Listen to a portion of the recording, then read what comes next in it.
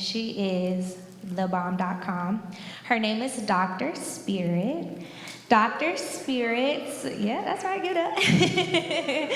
Dr. Spirit specializes in treating life's everyday problems, relationship issues, depression, unresolved childhood issues, intergenerational trauma, and increasing self-awareness. She is a board-certified national certified counselor, a licensed professional counselor, a certified child custody evaluator, and a certified forensic mental health evaluator. In addition to working with clients in private practice, she is also a motivational speaker, workshop facilitator, mental health advocate, and media personality. You may have seen or heard her on programs including Love Goals, Dr. Phil, Steve Harvey, Divorce Court, Across America, Sister Circle Live, The Ricky Smiley Morning Show, Therapy for Black Girls, but she is also the founder and owner of T2S Enterprises, which is based here out of Atlanta, Georgia. She's Atlanta's own, y'all. So she's going to be facilitating and moderating us through what we're calling one-on-one authentic conversations. These conversations are going to be role-playing dyads to observe, modeling conversations to explore everyday stress management, crisis intervention, and suicide de-escalation between youth and young adults. So as we get started, feel free again to take some notes, and then we will be closing out in just a moment. Thank y'all again so much for joining us here today. And then we're gonna go ahead and welcome up our panelists, our dyads.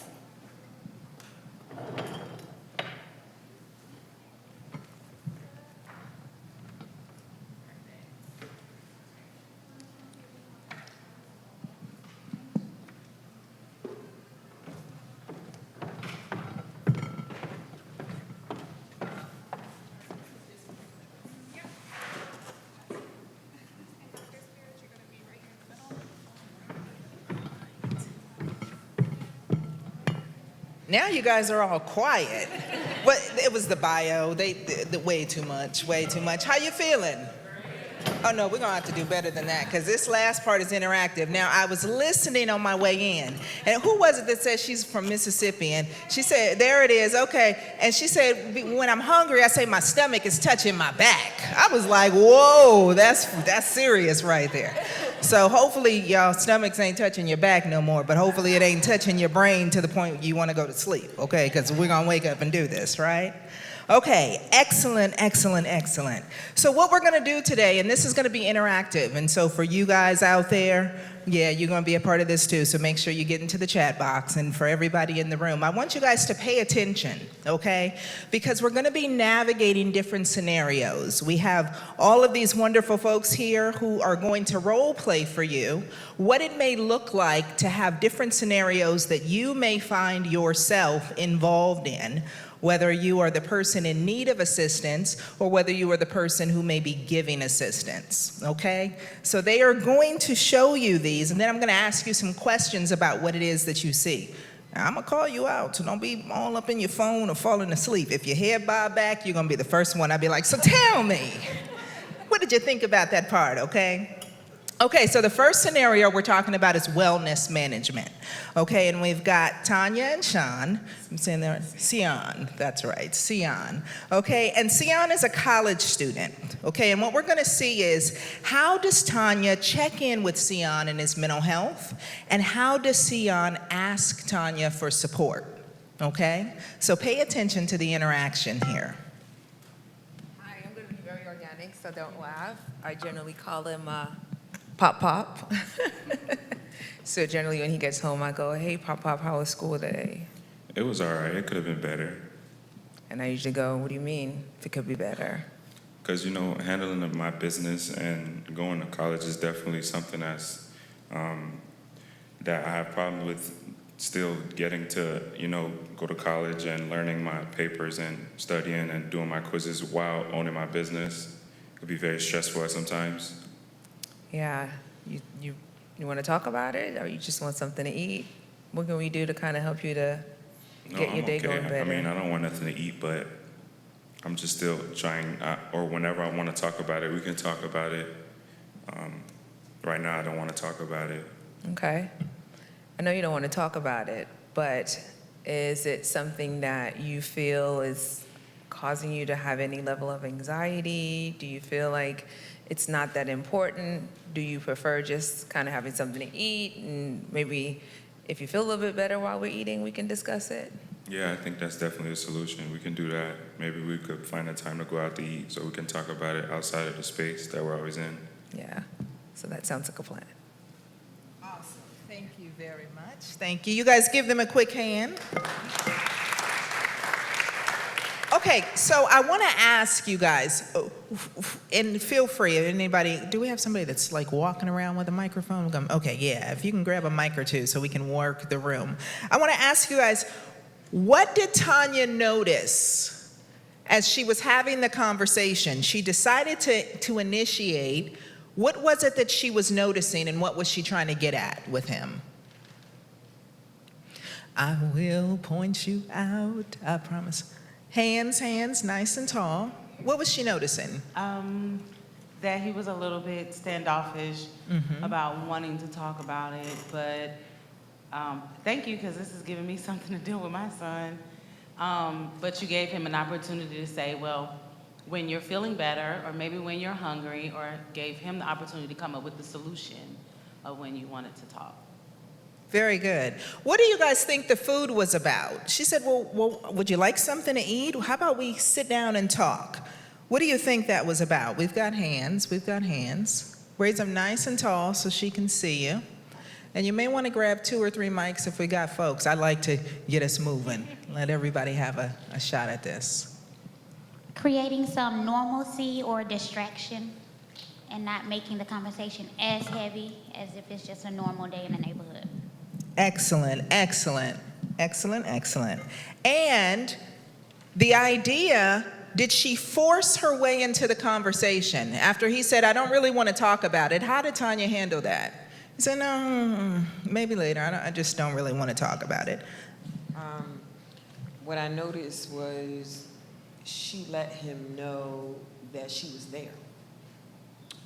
And whenever, he's ready. So I think being available was what I got from it. Excellent. I got you.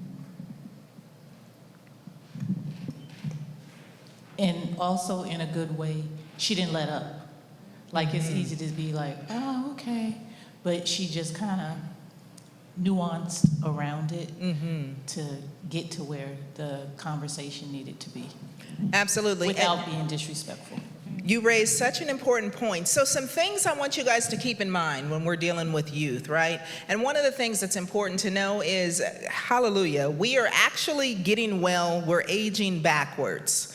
And what I mean is that the youth are going to be the people that teach us how to deal with mental health and wellness, because every generation is doing it differently, and they have access to their feelings, to their thoughts, and to advocating for their survival in ways that the older generations have not. And so that's a really good thing. So what you have to know is they're actually surviving us. They're surviving our discomfort and our unwillingness to talk about feelings. We don't know what to do because nobody taught us how to deal with ours. And so I really want you to understand that when we ask them how they're doing, we have to be prepared to hear their feelings. And sometimes it's not about telling them what we expect, but allowing them to teach us what it is that they need and for us to learn how to be responsive to it. Okay? And I want you to recognize something that was really great. The thing around the food says it doesn't have to be that heavy conversation. Let's do it in a way that we're just letting you know I'm here. Let's talk about it in a way that feels safe. Let's talk about it in a way that you're comfortable. And sometimes adding activities that are normal makes the conversation about what we're experiencing more normal too. Okay? Thank you guys so much for that. Can you guys give it up for Tanya and Seon?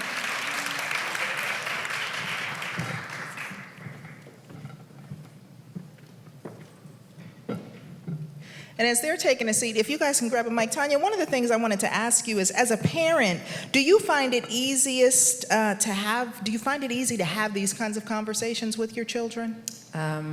He is the youngest of 5. Okay. So I had great training. Okay. And having my children really young, I could still connect to just not knowing where exactly to put your emotions. So I do not allow my feelings to get in the way of rejection. I love that. Yeah, she said he's the youngest of 5. Hallelujah. I can relate. I have 7. I got you beat.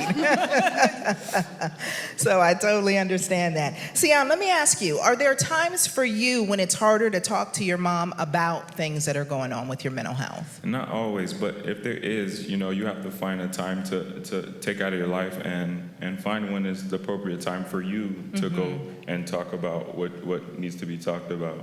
Excellent. Is there anything that she does that makes it easier or more difficult for you to be able to do that? Because I know it's not easy talking to parents all the time. Right, yeah, I would say maybe just the way she goes about it, the right area, that makes it definitely easier. You do it at the right time, at the right moment. Thank you guys so much. I love that. I love it. Okay, you guys ready? Keep chatting. Okay, you guys ready for the second scenario? We're going to be talking about crisis support, okay? And I want you guys to meet Milan. Is that right? Milan, excellent. And Lorainne. Hello, gorgeous. Okay. So Milan is a college student, and she's dealing with anxious thoughts, some insecurity, and self-image in this role play, okay? What we want to look at is, how does Lorainne support her while she's experiencing any mental health crises? And how does Milan cope and connect with Lorainne for help, okay? So let's pay attention as they get into this role play. Okay, so we normally do this a lot of times on FaceTime because she's not in my house anymore, so we're kind of gonna role play as though we're on FaceTime and not just sitting in front of each other. Hey, Mommy, I am really struggling right now, and I'm not really sure why or what to do about it. Oh, my sweet girl, it's okay. It's all right. Are you safe? I am safe. You safe? Are you by yourself? I am by myself. Okay, all right. Okay, well, I'm glad you called. I'm here. Okay. Do you want me to talk or do you want me to listen? How can I help you? Both. I've been really stressed lately, and I've been feeling really irritable and tired, and like I've been overworking myself, and Yeah. I know that I have the coping skills, I just don't know where to pick from it right now. Okay, well, that's okay. It's understandable. You can have your tools and not always know how to use them or remember how to use them, but that's okay. We can dig back in. Do you have any idea maybe what is something triggering you, or is it just the irritability? I haven't been taking my medicine as consistently as I could be. Okay. I could eat a little bit more. Okay. All right. Okay. Well, that's understandable. And you know that those are the things sometimes that can send you down that path, So it's okay. It's good that you're recognizing them. Okay. And it's okay that sometimes we get off the path. Okay. So what do you think you can do to kind of get back on that path? Is there something that you can, do to remind yourself to take the medicine, or do you need some support in that area? I would love some support in that. Okay. You're going to have to, or kind of help guide me how I can help you. Of course. So just what, maybe if you want reminders, or if you want to be able to call me, or just whatever you're going to have to figure out, and then I can support you because it's going to be what works for you. Okay. Around lunchtime, it'd be nice if you could reach out to me sometimes and maybe send me a reminder about that. Okay, I can do that. Okay. I could do that. Thank Okay. you. All right. Is there anything else in your toolbox that you have that that can help you kind of woo-saw today and decompress? Is there something that you want to turn to? I'm gonna journal. I think it'd be nice to journal. Okay. I like that. Journaling's good. Yeah. Okay. Thank you. I like that. Is there anything else you need from me, or you want to I feel help? better. I feel better. You feel better? Okay. I love you. I love you too. All right, so I want to start by asking you all, who initiated the conversation? Let's see how well you were paying attention. Raise your hand if you got it. We're walking around. Milan. And how did she initiate the conversation? She said she had trouble. So she said she had trouble. Now, did she pick up the phone and she called her? Did she walk into the room? How did she initiate? I think her mother called her and she opened up to her instantly, which was remarkable. All right. Is that how everybody remembers that? Okay. I want you to be aware of technology, right? What they showed is something that's very important, especially we're talking about youth, we're talking about age, right? You heard some folks talk about Facebook. I'm probably one of the oldest folks. I got you beat. We'll do Hotmail. I'm just going to collect chips, right? I still got it. She said, hallelujah, do they still have it? Yeah, they call me every 2 weeks and go, we really want to let this go. I say, no, you're not going to do it, okay? But I want you to be reminded that technology is different and the youth use their technology differently. I have some older folks who, when their kids want to text them, they go, you better not text me. You better pick up a phone and call.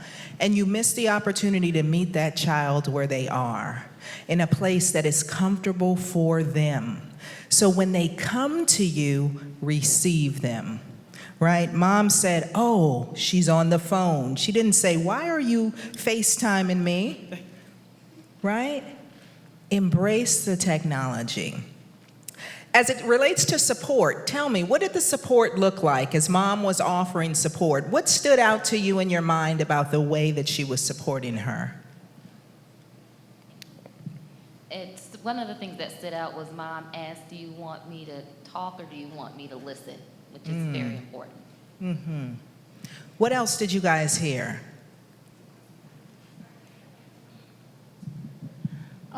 What I saw was that you were validating her feelings with your tone of voice, eye contact, just your overall well-being. So very helpful. Is it? Hear that. Did Mom say, okay, so let me tell you what we're going to do. We're going to do this, and then I want you to do this, and I'm going to call you. How did Mom handle getting her to where she needed to be? She really allowed Milan to use the toolboxes things that she had in her toolbox to pull from. So she kept reassuring her, okay, well, what else can you pull from? What else can you pull from, so that she feels empowered? That is a great point. And the reason why it's a great point is because sometimes when we tell people what to do, we don't know if they have the ability to do that. We're telling them based upon our knowledge, our coping skills, and our experience. So when you go, well, why don't you just do this? And you know what you really should try? And I think that if you just do this, you'll be okay. We don't know if they have the know-how, the resources, the motivation, or the emotional bandwidth to even do those things, right? Okay, excellent, excellent. Let me ask you, Mom, I want to know, how do you refrain or just kind of maintain your composure? Because that's one of the things that you did real well. Your daughter calls you and she tells you, I'm having a meltdown, I'm not well, not taking my medication, and you're all the way, she's not coming home to you. How do you make sure that you don't overreact to the crises that she's experiencing in her life? Well, it's twofold. One is, it's my baby, it's my girl, and she needs me. So I gotta be there, So that just kind of happens, and then I think sustaining that, educating myself on what's going on with her and how to handle it, therapy, parent classes. We've done parent classes, my husband and I, which were so helpful. So just understanding what's going on, educating myself, and then self-care. Being in a place, where I'm okay, so I can be okay for her too, for myself, but also for her. And, taking that time to fall apart somewhere else, and that's okay too, So it's a mixed bag. Yeah, and I think one of the things that also was very important in there is her hearing, I love you. right? I'm here for you. I love you. And especially in communities of color, especially where there is a lot of trauma or struggle, we forget how important the words are, right? So many of us say, yeah, I know my parents love me. They don't tell me though, right? Or I know that they love me, but they don't hug me. Well, how do you know that they love you? Because they kept a roof over my head, they kept food in my belly, so I just have to know. But hearing it, does that do anything for you to know that your mom is there in that way? Of course, it's it's beautiful. It's amazing. She's very good at validating me. I love it. Can you share with us, if you would be so gracious, can you share what made you so comfortable in order to be able to start having these kind of conversations with your mom? So back to kind of what she was saying, we've taken a lot of classes, she's read a lot of books, I've done a lot of therapy. It definitely took us a minute to get to this point. You know, growing up a teenager, used to be a little bit more dramatic. I had my moments, everybody, my whole family, we've all had our moments, but I'd honestly probably say getting older. Yeah. It's been a learning experience. I didn't know how to. Yeah. That this was not what we looked like in the beginning. Come on. It was not this easy. I had no idea. I didn't know. Yeah. I don't know until you learn and you grow. And validation was one of the biggest game changers for us, I think. When I learned to validate, and that validation is not saying, you know, she says, whatever it is, it doesn't mean that I agree with it, but that I understand why you feel that way, or your feelings are okay. Like, that was a game changer, instead of trying to make her feel change how she feels or whatever. But it's a process, a learning and growing process. I think that is one of the biggest gifts. If you guys don't hear anything else, that it's a learning process. We have not learned how to deal with mental health and wellness. And so that's what I mean, that the youth are having a different experience. And so I want you to understand something. I want you to understand that we come from people who were not able to deal with their experiences or their mental health and wellness. I often tell my clients, feelings are things that are luxuries that our ancestors did not get to have. Because if they actually touched the anxiety or the depression or the stress, the post-traumatic stress disorder of the experiences that they were having, it would have killed them. They would have been overwhelmed. They would have had all kind of psychotic episodes and everything else. And for many of our ancestors, they had mental health issues, but they didn't have the luxury of being able to deal with it, right? How they got that was either with the whip, or with digits being cut off, or anything else that brought them back to, you better focus on the task at hand, which is surviving this experience. And so I want you guys to understand that we have to learn how to deal with mental health and wellness. We have to learn how to deal with feelings. And in the words of my illustrious colleague, Resmaa Menakem, I think it's so important. He says that trauma decontextualized, right, when you don't know what you're looking at, trauma decontextualized within a person looks like personality. Trauma decontextualized, when you don't know what you're experiencing, when you don't know what the person is feeling, the behaviors are symptoms. Trauma decontextualized within a person looks like personality. Within a family, looks like family traits. And within a people, looks like culture. Wow. Come on. Not mine, Resmaa. I'll give them, okay? But I want you to contextualize that as we start to think about ourselves and our families and the people that we're taking care of. And then it all starts to make sense, okay? Thank you guys so much for sharing. Thank you. Give it up for them. Okay, as we position our next folks, and I'm going to try to keep us moving on time so we get you out of here. We've got Eshontee and Jennifer. Am I saying that right? Yes. Hello, ladies. Now, who is who for the audience? I'm Eshontee. Hello, Eshontee. I love this. Hello, gorgeous. So nice to see you all. Okay, so we still paying attention. You guys still engaged? Okay, where's my mic runners? We got one there. Okay, where's it? Okay, y'all stay with me. No heads popping, okay? But I like to see the writing, okay? You guys, come on, let's do it. So we're talking suicide prevention in this role play. And Eshontee is on the Youth Advisory Council for AmeriGroup. Jennifer is a trusted colleague in the work setting. Observing individuals in the workplace, change in behaviors, and how to connect with them about your concerns is what the ladies are going to work through for us, okay? So here we go. Hey, Eshontee. I know we've both been very busy with work, and I have been meaning to catch up with you.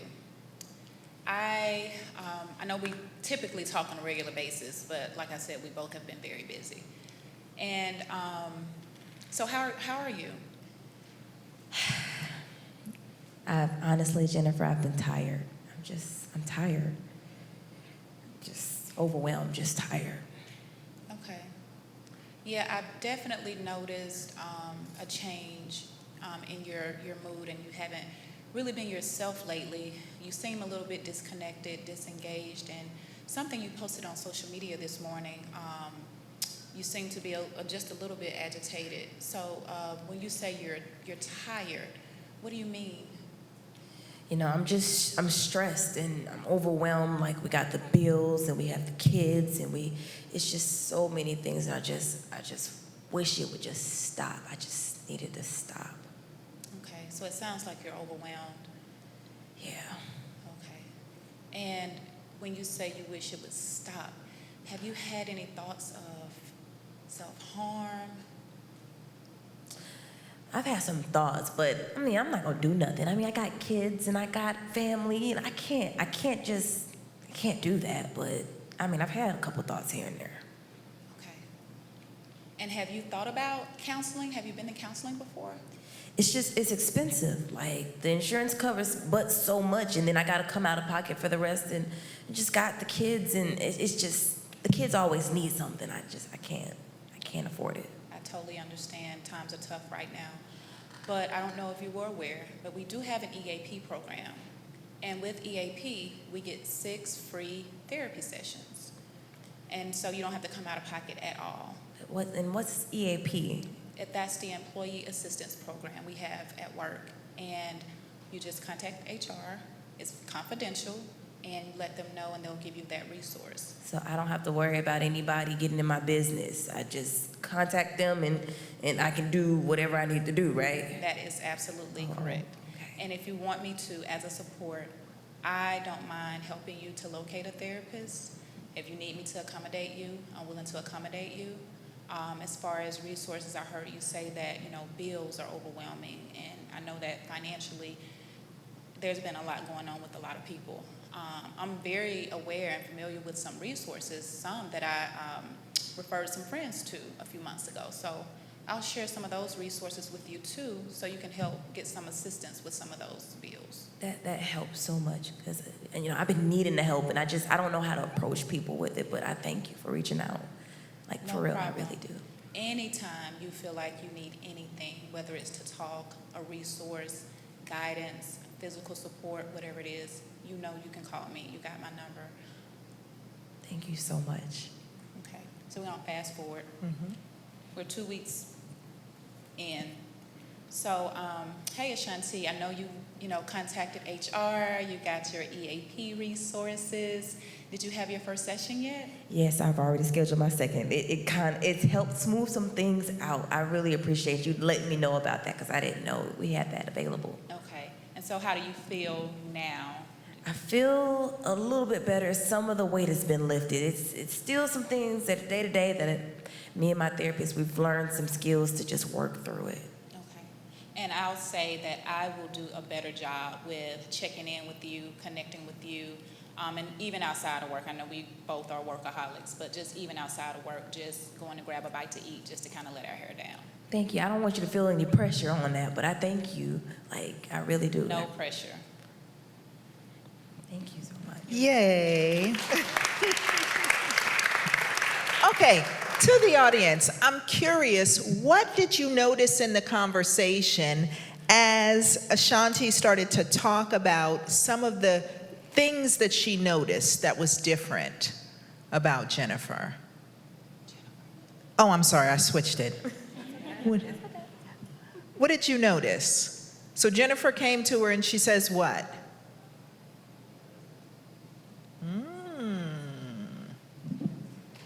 Let's see who's listening. She evidenced the concerns that she noticed in Eshontee, looking tired, posting some negative social media elements, and just asked, how are you feeling? And then she kept peeling the onion back and started asking, are you thinking about hurting yourself?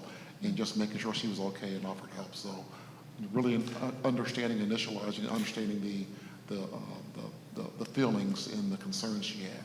Absolutely. Thank you so much for that. And that is the gateway, you all. That's what I want you to know. Talking to somebody about the changes in behavior is an awesome gateway. And sometimes, listen, this is the other part that's important for you to know. It's not always that the person that was the big person, the big personality in the room all of a sudden starts to go quiet. Right? It's not just all of a sudden they're the ones withdrawing. Sometimes it's the shy, quiet person that becomes the life of the party.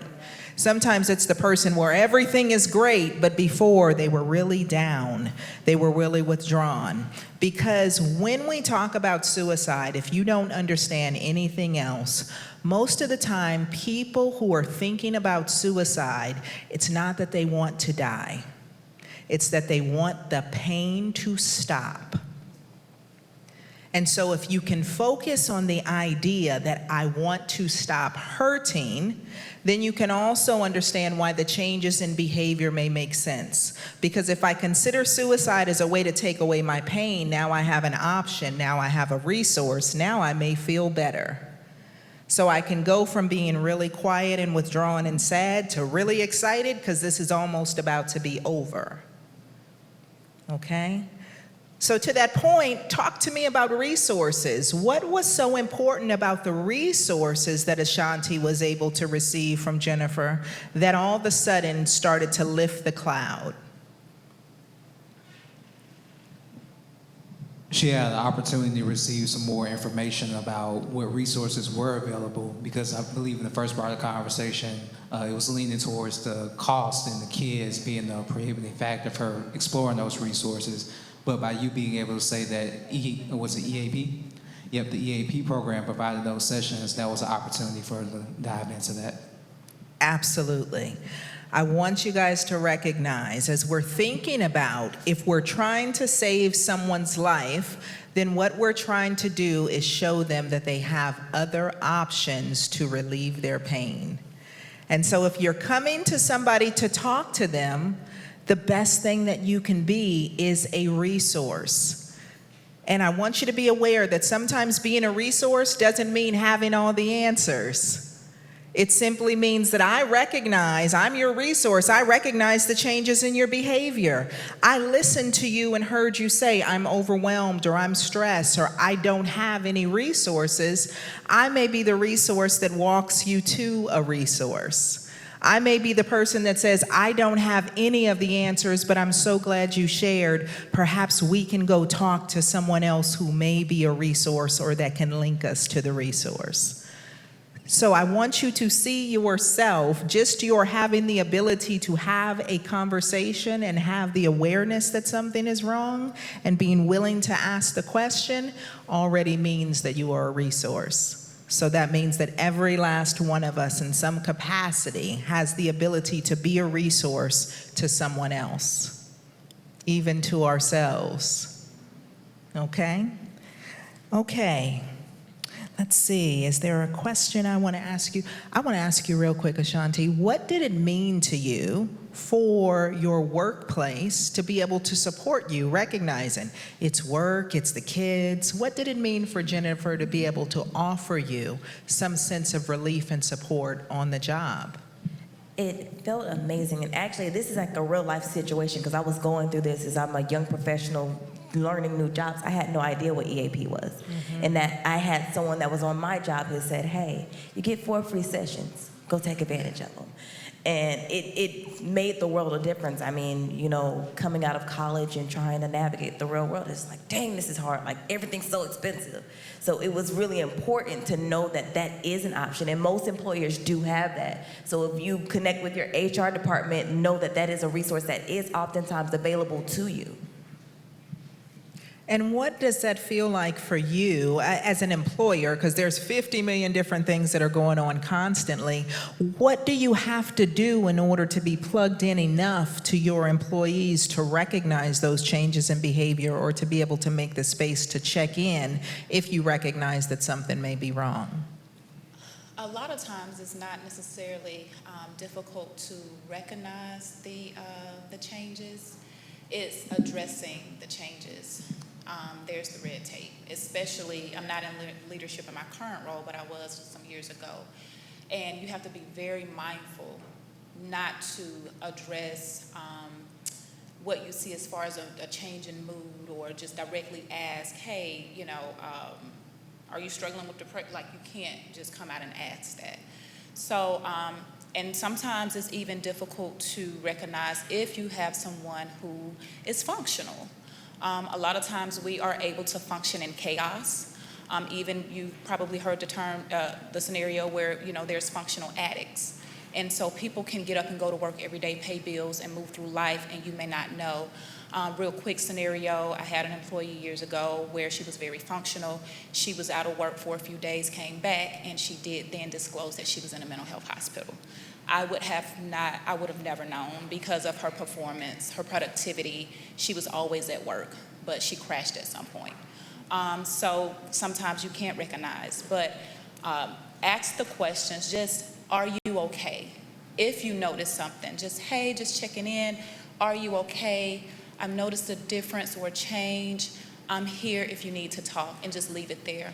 And allow that room and an open door policy so that that individual employee can come and talk to you, and then you can offer those direct resources. Thank you. Thank you so much, ladies. We appreciate you. You guys, can you give them a quick applause there? Thank you, thank you. And let's see, and we can just kind of have you guys sit, because I don't want to have you move. I think one thing that's very important to recognize also is the place and space for accommodations. Far too often, we don't think about mental health and wellness in the same way we think about all of our other health. We wait until something is quote unquote wrong, but we don't look at it in the same way we look at going to the doctor, or going to the dentist, or getting our eyes checked. I love to tell my clients, you'll go get a mani-pedi 50 million times a year and have never stepped into a therapy office, not once. And I also want you to be aware that if you are concerned around stigma, if you are concerned around the idea that somebody may not be receptive to the idea of mental health care, don't forget their primary care providers. Right? Especially in communities where people go, no, we don't do mental health, we're not gonna. You may say, well, when is the last time that you've been to your doctor? Or while you were at your doctor, did you ask them maybe to do a depression or an anxiety screener? We forget that general practitioners can do those things.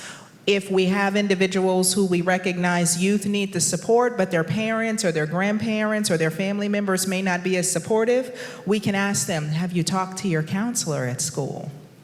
And if they say, well, I don't really like them, I don't really want to have them, you know, I don't want to be telling them all my business. Well, did you ask them maybe for a referral to someone that you may like?